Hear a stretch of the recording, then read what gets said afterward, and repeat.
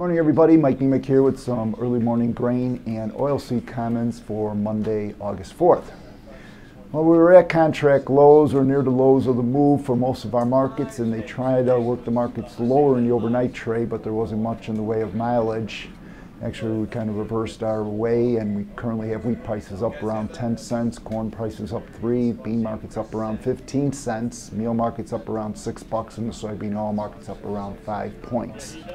I'm sure people will put some type of a weather spin on the reasoning for the strength in the overnight trade.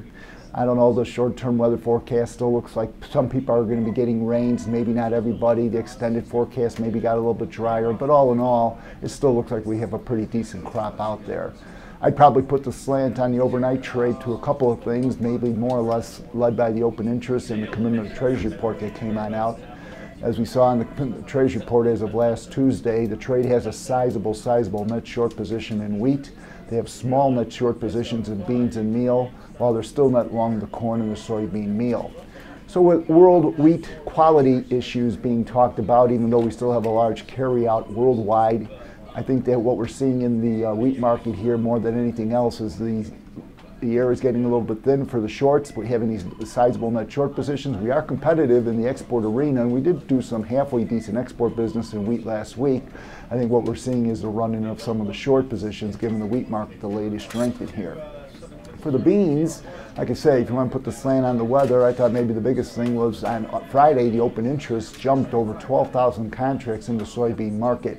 It was August 1st. August is the weather month for the soybean crop, and I think what we're seeing in here, that large jump in open interest was new shorts coming on in, and I think we're getting some of them a little bit spooked, thus the strength in the overnight trade. Corn, I just think, is following along in here. We're still looking at big yield for corn.